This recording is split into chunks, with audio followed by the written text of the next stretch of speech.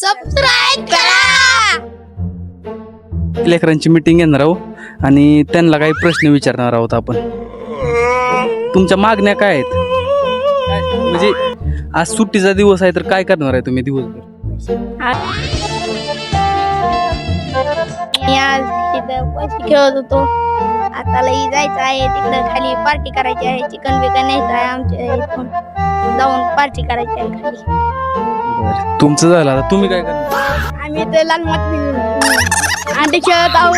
खेळत आहोत तिथं पैसे चिल्लर करून आणणार ते खेळत.